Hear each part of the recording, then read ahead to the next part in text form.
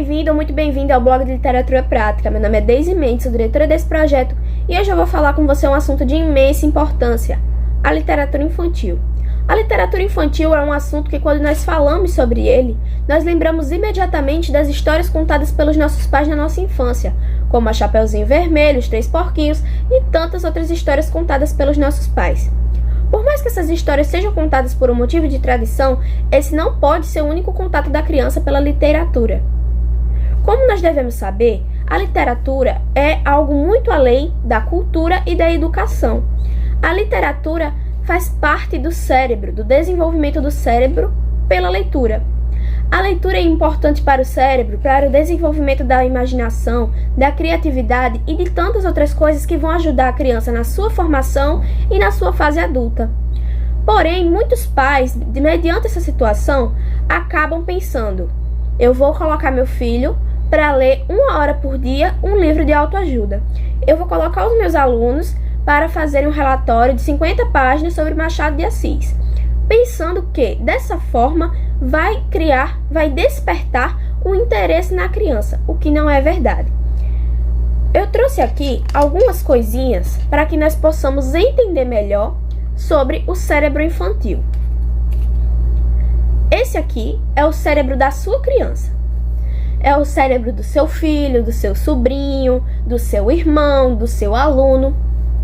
Esse aqui é o cérebro da criança. O cérebro da criança, assim como qualquer outro, é emotivo, literal e instintivo. Porém, o cérebro dessa criança aqui, por estar em fase de formação, ela vai acabar levando todos esses sentimentos e todas as coisas que ela aprendeu na infância para a vida adulta. Então, o que acontece? Vou dar um exemplo. Essa criança aqui, você tá com essa criança e essa criança tá no mundo da imaginação dela. Tá brincando com seus brinquedos, tá fazendo qualquer coisa que envolve a imaginação e tá se divertindo. E aí você pega e você tira essa diversão dessa criança, você briga com essa criança e coloca ela para ler. Essa criança aqui, ela vai sentir raiva, ela vai sentir tristeza, entendeu? E como o cérebro da criança é muito literal, ela vai relacionar esse sentimento ruim que ela está sentindo ao sentimento da leitura. Ela vai relacionar isso aqui à leitura. Então ela vai crescer sem gostar de ler. Ela vai crescer sem saber fazer uma redação, sem saber desenvolver um texto, sem saber interpretar, porque ela não lê. Porque há muito tempo atrás, você associou a leitura a um sentimento ruim. Então, qual é que é a forma certa de estimular a criança a ler? Vamos voltar à situação. A criança está aqui brincando com seus brinquedos, está com seus amigos, está fazendo qualquer coisa que envolve a imaginação da criança. Aí, você chama essa criança para passear.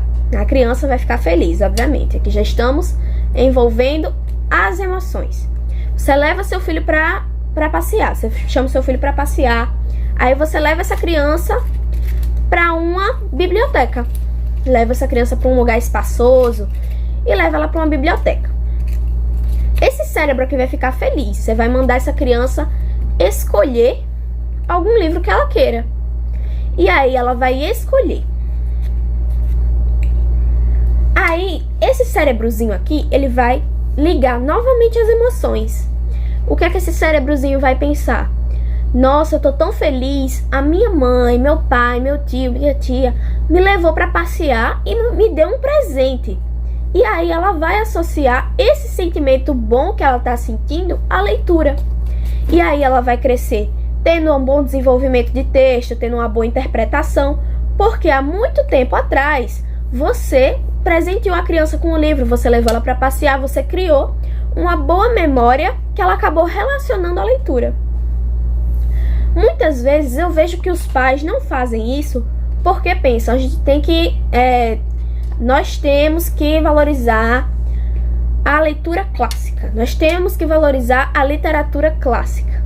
Criança não gosta de literatura clássica.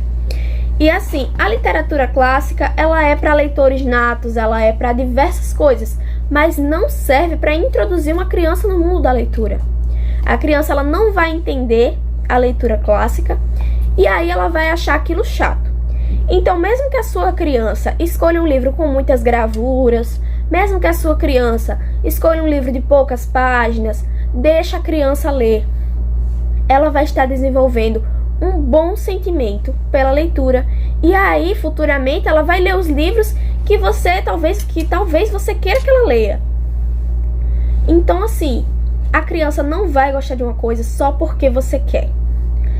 Quando você deixa ela escolher o que ela gosta, quando você deixa ela desenvolver seus próprios gostos, você está criando um ser humano independente.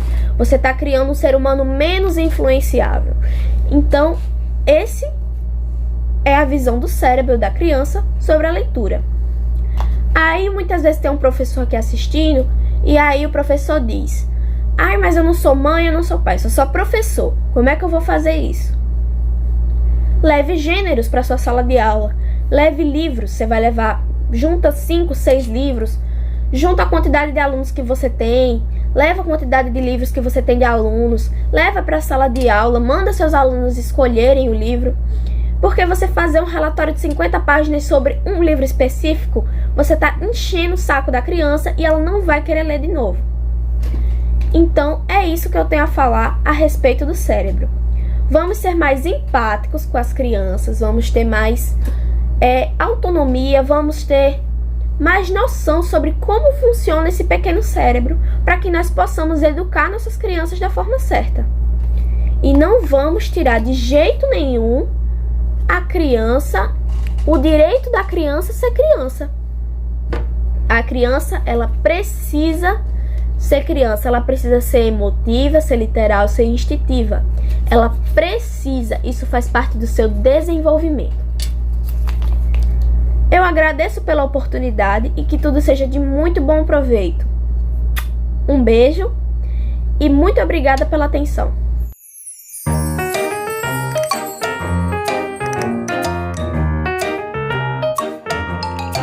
Pessoal, eu gosto de ler. A leitura é importante para desenvolvimento. Ensine seu filho a ler da forma certa.